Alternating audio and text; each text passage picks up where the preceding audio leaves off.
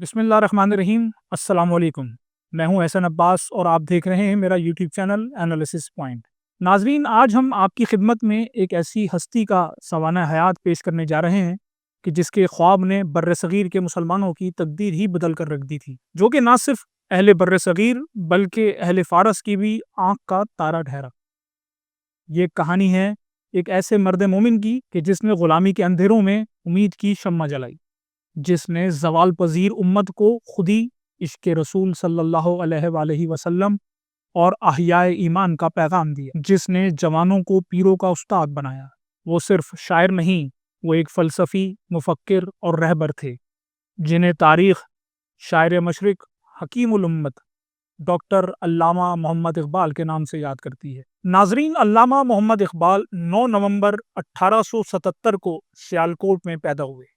آپ کے والد شیخ نور محمد ایک سادہ مزاج، دیندار اور متقی شخص تھے، اور والدہ امام بی بی اپنے حسن اخلاق اور تقوی کے باعث اہل علاقہ میں محترم شمار کی جاتی تھی۔ علامہ اقبال نے ابتدائی تعلیم اسکاچ مشن اسکول سیالکوٹ سے حاصل کی، جہاں انہوں نے غیر معمولی ذہانت کا مظاہرہ کیا۔ بعد ازاں انہوں نے مرے کالج سیالکوٹ سے گریجویشن کیا، جہاں ان کے استاد مولوی میر حسن نے ان کے ذہن میں علم، دین اور ادب کا چراغ روشن کیا۔ سن 1895 میں اقبال نے گورنمنٹ کالج لاہور سے فلسفے میں ماسٹرز کیا اور گولڈ میڈل حاصل کیا۔ سن 1905 میں وہ اعلیٰ تعلیم کے لیے انگلینڈ گئے، کیمبرج یونیورسٹی سے فلسفے میں تعلیم حاصل کی، لنکن ان سے بار ایٹ لاء کیا، اور پھر جرمنی کی میونخ یونیورسٹی سے ڈاکٹریٹ یعنی پی ایچ ڈی کی ڈگری حاصل کی۔ انہوں نے the development of metaphysics in Persia کے عنوان سے اپنے مقالے کا دفاع کیا، یعنی جس کا مطلب فارس میں مابعد الطبیعیات کی ترقی ہے۔ علامہ اقبال کو ان کے اس مقالے نے ایک علمی فکری حیثیت دی۔ علامہ اقبال نے ادب کو سیاست یا تفریح کا ذریعہ نہیں بلکہ ملت کی فکری اصلاح کا وسیلہ بنایا۔ اردو اور فارسی دونوں زبانوں میں ان کی شاعری نے انقلاب برپا کیا۔ ان کے معروف اردو مجموعوں میں بانگ درا، بال جبرائیل اور ضرب کلیم اپنی مثال آپ ہیں۔ اسی طرح سے ان کے فارسی مجموعوں میں اسرار خودی، رموز بے خودی، پیام مشرق، جاوید نامہ، اہل فارس کی آنکھوں کی ٹھنڈک ہیں۔ یہ کتب محض شاعری نہیں بلکہ فلسفہ حیات، خودی، عشق اور توحید کی درسگاہیں ہیں۔ اقبال نے اپنی زندگی کے قیمتی ایام، دولت، ذہانت، سب کچھ اپنی قوم کی فکری بیداری کے لیے وقف کر دیا۔ علامہ اقبال کی شاعری میں اہل بیت اطہار سے محبت اور عقیدت واضح طور پر نظر آتی ہے۔ انہوں نے امام حسین کے مقام کو اپنی شاعری میں یوں بیان کیا: مسلمان را حیات از خون اوست، حریت را ضمیر از موج اوست۔ یعنی اس فارسی شعر کا اردو ترجمہ کیا جائے تو اس کا مطلب ہے کہ مسلمانوں کی زندگی امام حسین کے خون سے ہے اور آزادی کا شعور ان کی قربانی سے پیدا ہوا۔ ایک اور مقام پر علامہ اقبال نے ارشاد فرمایا کہ ہے کربلا کے خون میں پوشیدہ راز حیات، سوز حسین میں ہے دل امت کی زندگی۔ اقبال کے نزدیک امام حسین کا کردار باطل کے مقابلے میں حق کی سربلندی کی علامت تھا۔ ان کی شاعری میں عشق رسول حضرت محمد مصطفیٰ صلی اللہ علیہ وآلہ وسلم اور محبت اہل بیت دونوں کا امتزاج پایا جاتا ہے، جس نے ان کے کلام کو روحانیت کی معراج تک پہنچا دیا۔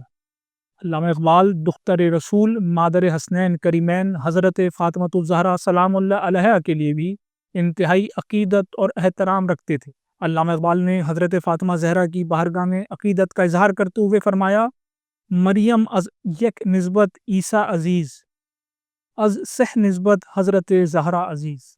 علامہ اقبال ایک مقام پر اور فرماتے ہیں کہ اگر مجھے شریعت کی حدود کا خیال نہ ہوتا تو لوگ خانہ کعبہ کو سجدہ کرتے ہیں، میں بی بی جناب سیدہ سلام اللہ علیہا کی قبر کو سجدہ کرتا۔ لوگ خانہ کعبہ کو طواف کرتے ہیں، میں جناب بی بی سیدہ سلام اللہ علیہا کی قبر کا طواف کرتا۔ اقبال نے مسلمانان ہند کو خودی کا فلسفہ دیا۔ انہوں نے کہا: خودی کو کر بلند اتنا کہ ہر تقدیر سے پہلے خدا بندے سے خود پوچھے بتا تیری رضا کیا ہے۔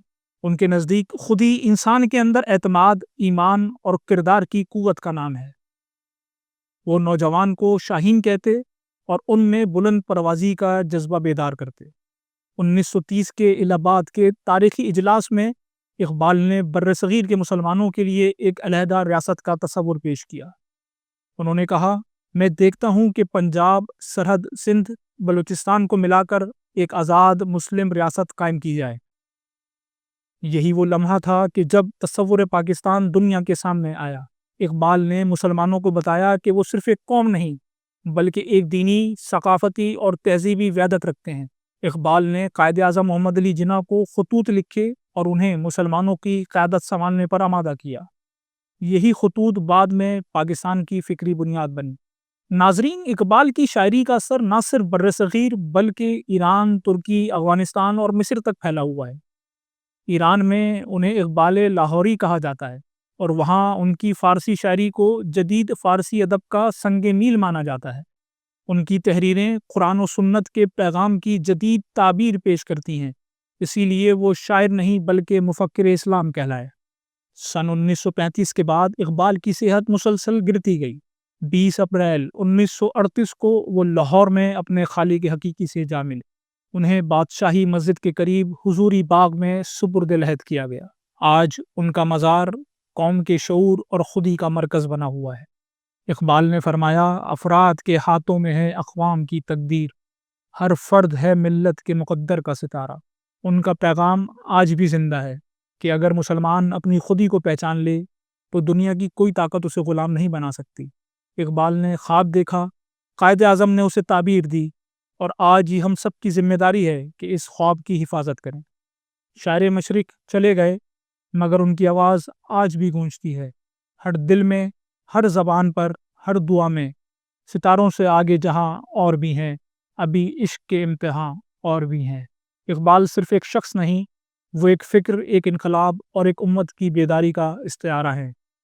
امید ہے کہ آپ کو شاعر مشرق علامہ اقبال کی سوانح حیات پر مبنی ہماری یہ ویڈیو پسند آئی ہوگی اور آپ کی معلومات میں اضافے کا باعث بھی بنی ہوگی۔ اگر آپ مزید ایسی ویڈیوز دیکھنا چاہتے ہیں تو ہمارے اس چینل کو سبسکرائب کریں، بیل آئیکن کو دبائیں تاکہ آپ ہماری ہر آنے والی ویڈیو سے باخبر رہ سکیں۔ ملتے ہیں اگلی ویڈیو میں، تب تک کے لیے خدا حافظ۔